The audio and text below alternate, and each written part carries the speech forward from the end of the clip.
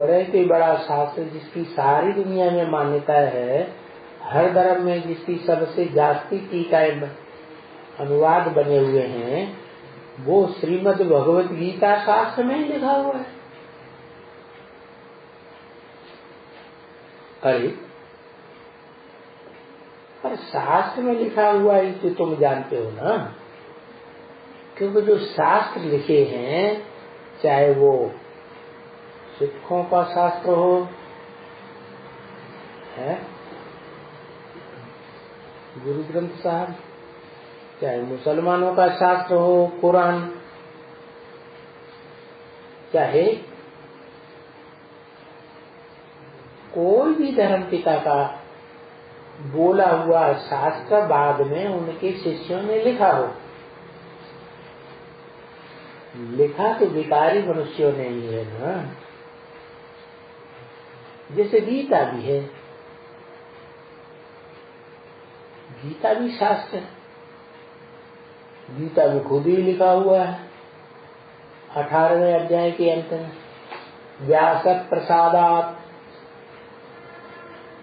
दाढ़ी मूछ वाले मनुष्य व्यास की प्रसन्नता से वो भगवत गीता शास्त्र मिला। तो मनुष्यों ने ही लिखा ना, विकारी मनुष्यों ने लिखा ना। तो विकारी मनुष्यों की बुद्धि विकारी है, तो वो गलतियां कर सकते हैं कि नहीं कर सकते? विकारी मनुष्यों से ही गलती भूल होती है। तो ऐसे बोलो कि शास्त्र मनुष्यों के लिखे हुए हैं, जैसे कोई धर्म पिताए शास्त्र लिखते नहीं हैं, ऐसे वो ऊंच से ऊंच अव्वल नंबर का धर्म पिता वो भी शास्त्र लिखता नहीं है। वो तो मुख से डायरेक्ट बोल बोल के सुनाता है, समझाता है, वो लिखता नहीं है। तो ये बात तुम जानते हो। हम तो अभी शास्त्रों में जो जानते थे वो तो हमने तो छोड़ दिया। क्या पहले हम भी शास्त्र पढ़ते थे, फिर हमें एहसास हो गया कि हमें तो भगवान पढ़ाते हैं साक्षात, और भगवान तो नर को नारायण जैसा देवता बनाने वाला है, मनुष्य को देवता बनाता है। तो हम भगवान का सुनाया हुआ सुने या मनुष्यों के बनाए हुए शास्त्र की बातें सुने, तो हमने तो छोड़ दिया। बाप ने कहा है कि जो शास्त्र में सुनते हो, मनुष्यों विकारी मनुष्यों के लिखे शास्त्र में, वो न सुनो। क्या शास्त्रों की बातें न सुनो। चलो ये तो भक्ति मार्ग की बातें हुई, भक्ति मार्ग के शास्त्र में। अब शूटिंग पीरियड में क्या न करें?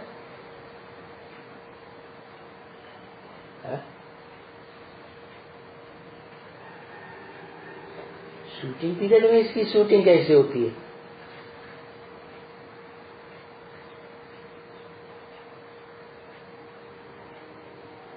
कि शास्त्र न सुने, माना यहां सुने होंगे, शूटिंग पीरियड में रिहर्सल के टाइम पर सुने होंगे, तो द्वारदामों में भी सुनेंगे मनुष्यों के बनाए हुए शास्त्र।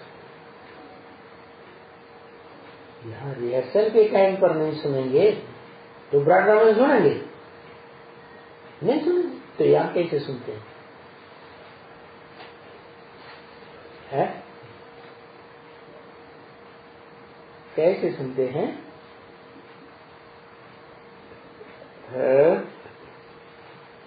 हाँ, अरे जगदीश भाई के लिटरेचर तो बाद में बनते हैं, लेकिन मनुष्य तो मुरलियां छपाते आए थे। कहाँ से? जब से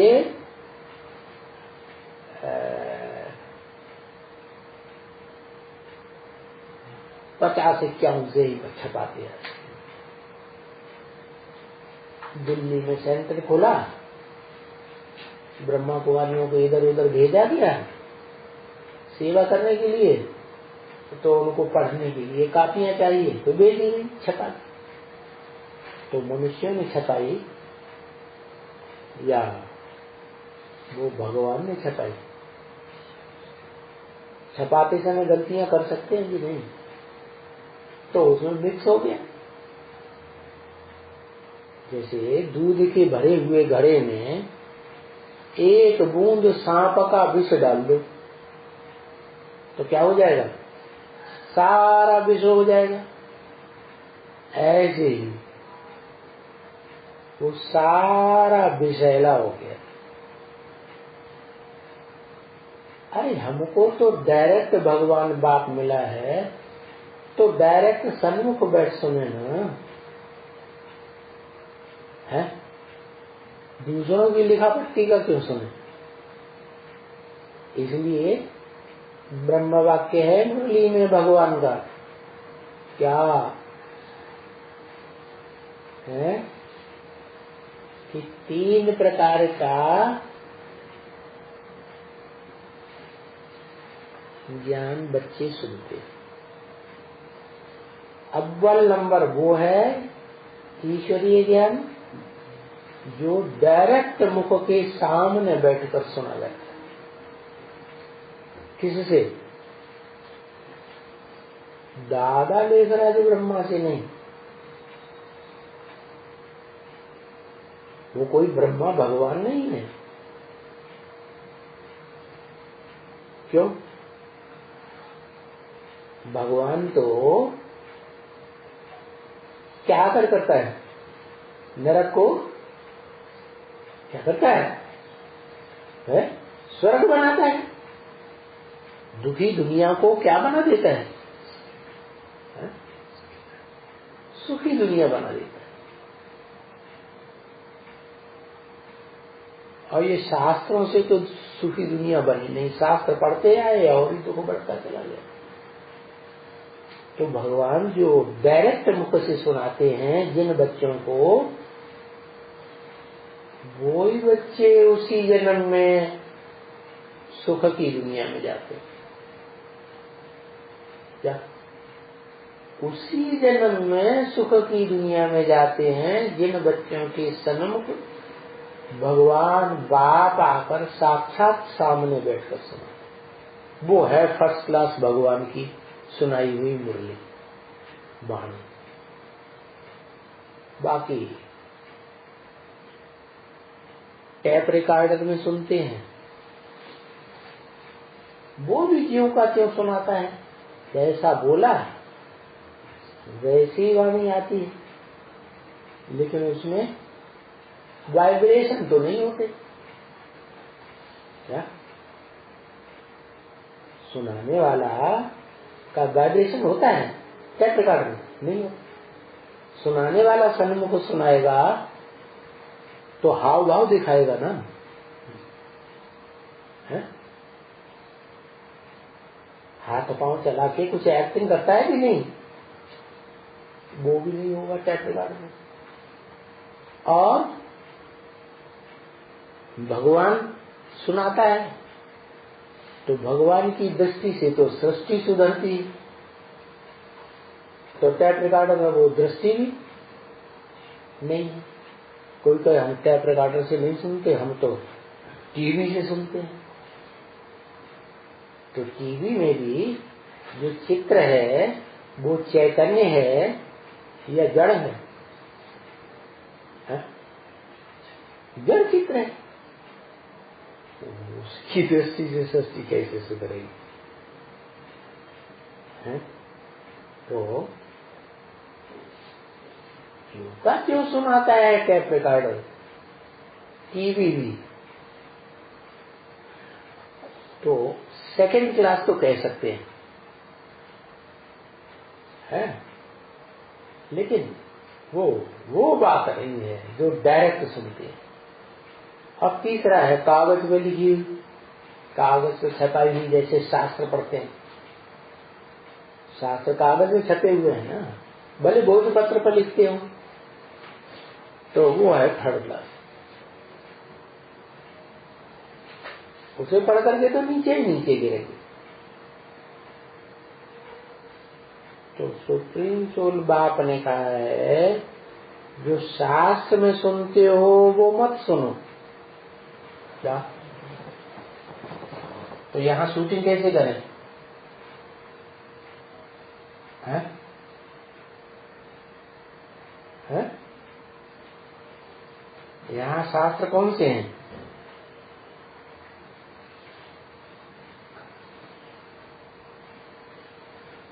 जो ब्राह्मणों ने किताबें लिखी हैं, छपाई हैं, वही शास्त्र है, कोई और भी शास्त्र है?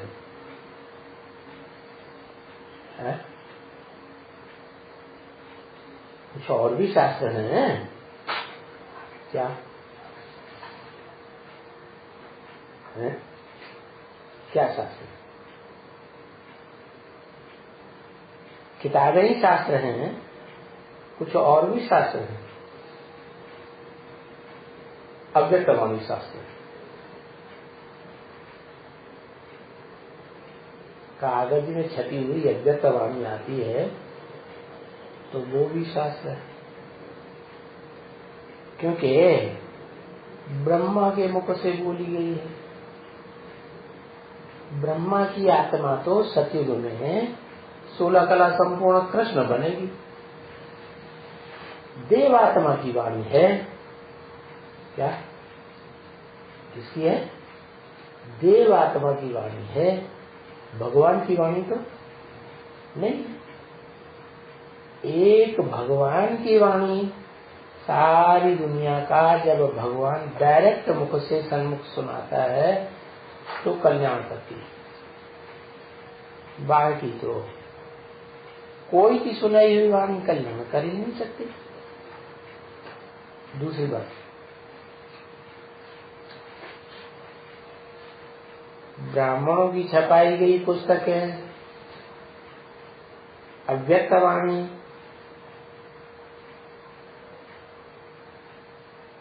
भगवान का ज्ञान नहीं। अव्यक्तवाणी देवता देवात्मा के द्वारा सुनाई गई, वो तो धारणा की वाणी ही सुनाई गई। देवात्मा, देवात्मा में ज्ञान होता है?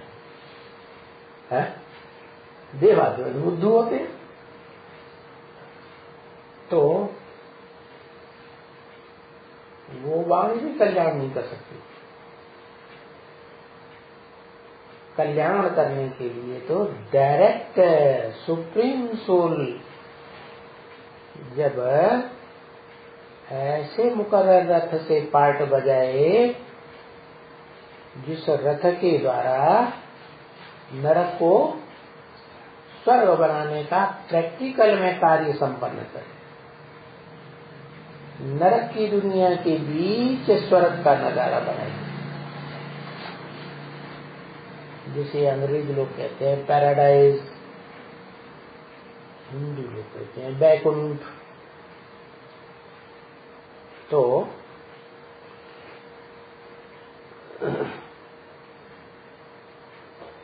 शास्त्रों में जो है उसको सुनने समझने से गिरावट जैसे आती है, वैसे ही चाहे अव्यक्तवाणी सुने, चाहे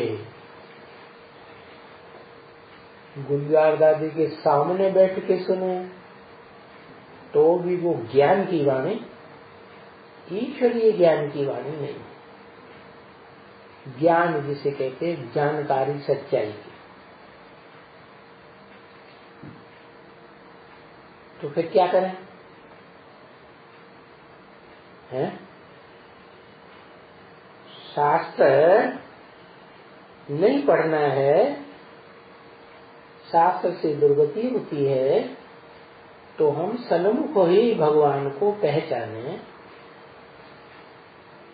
इस सृष्टि में भगवान कौन से एक मुकर्रर रथ में आकर के पार्ट बजाता है।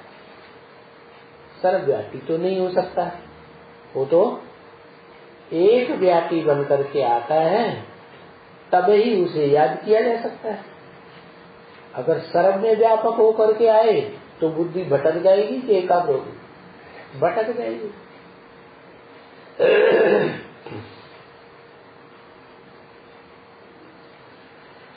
तो बाप ने कहा है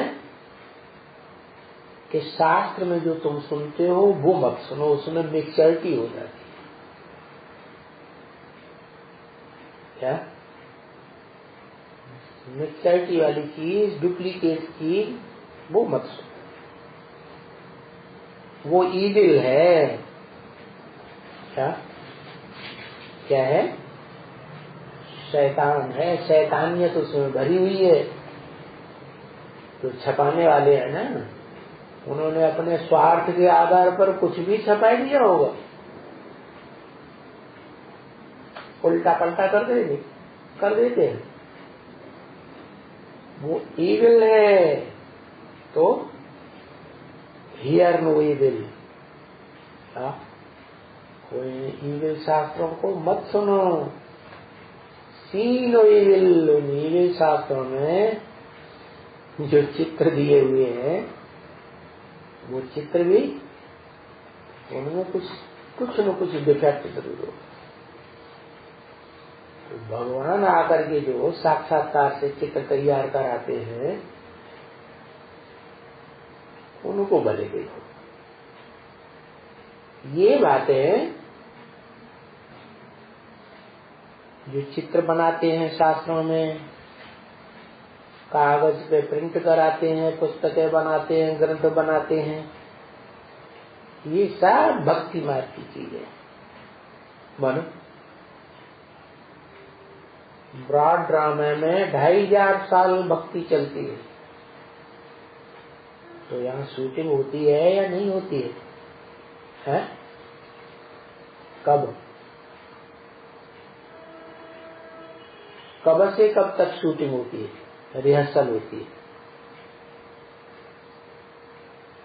है?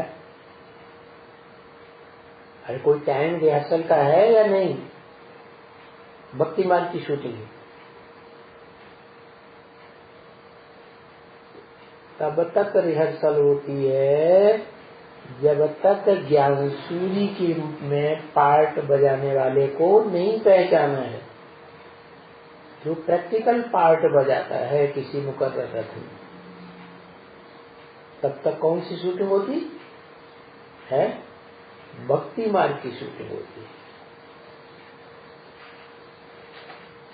तो ये सारी शास्त्रों आदि की बातें भक्ति मार्ग की बातें हो गई।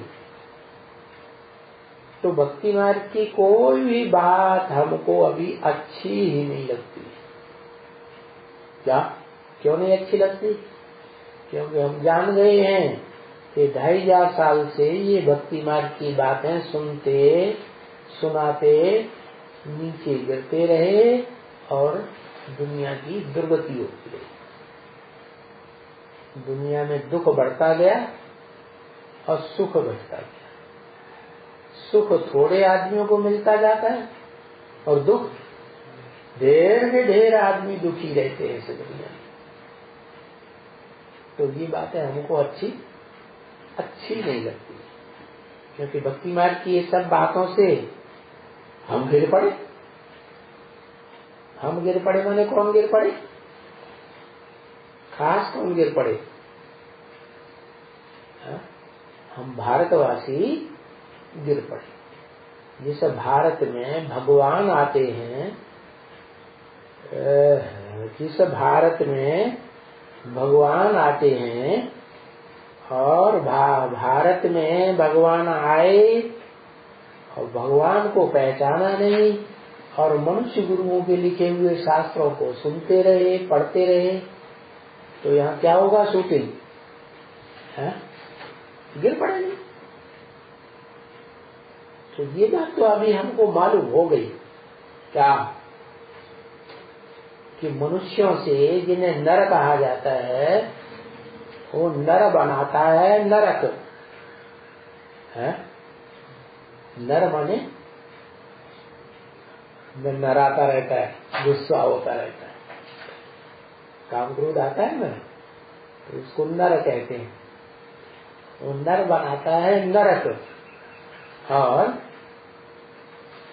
स्वस्थिति में सदा रहने वाला शिव बनाता है स्वर्ग। स्वर्ग कौन बनाता है? जो सदा स्वस्थिति में रहता है वो बनाता है स्वर्ग।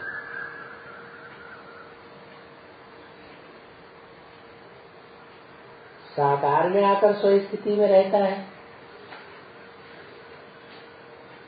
तो बनाने वाला करता हुआ। अगर साकार में नहीं आया है, वो आत्मा तो है, तो करता है कि अकर्ता? क्या कहेंगे?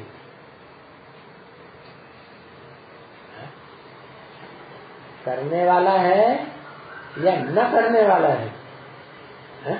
लिखो, करता है कि अकर्ता?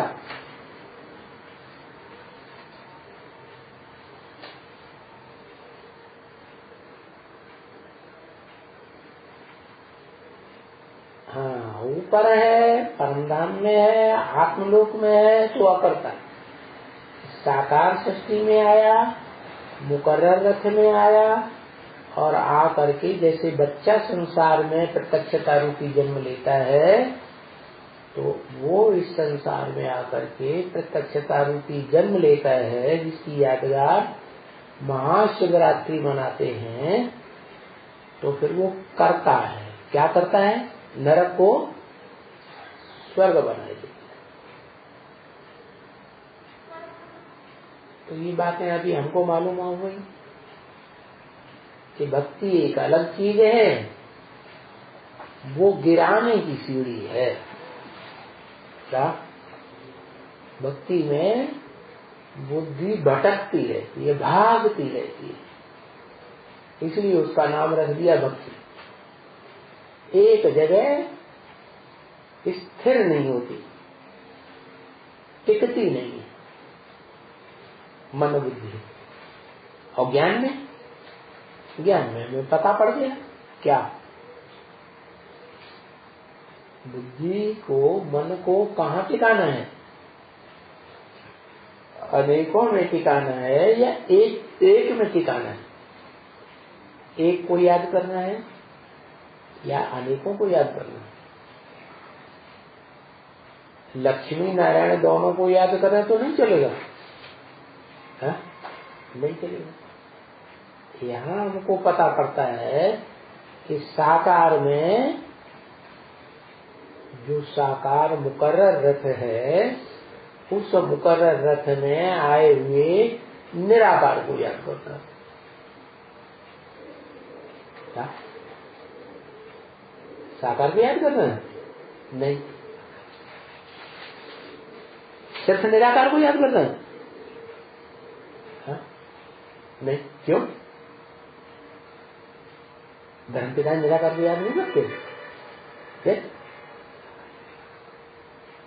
धर्मपिता निराकार को याद करते, परंतु वो निराकार जब तक है निराकारी दुनिया में, हो तो शांति धाम का वासी, तो शांति धाम में रख देगा, बाकी साकार स्वर्ग में नहीं आने देगा, क्योंकि निराकार को याद किया।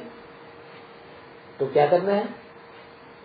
वो निराकार जब मुकर्रर साकार रथ में आता है, तो उस साकार रथ को पहचान करके, मुकर्रर रथ को पहचान करके, उसके अंदर उस निराकार शिव ज्योति बिंदु को याद करेंगे, तो हम भी स्वर्ग में चले जाएंगे। माने साकार में आकर साकारी स्वर्ग की रचना रचता है क्या? निराकारी लोक आत्मलोक में बैठ करके वो स्वर्ग नहीं रचता, वहां तो वो अकर्ता है। इस सृष्टि पर जब आता है, साकार मुकर्रर रथ में आता है, परमानेंट रथ में आता है, तो वो स्वर्ग रचता है।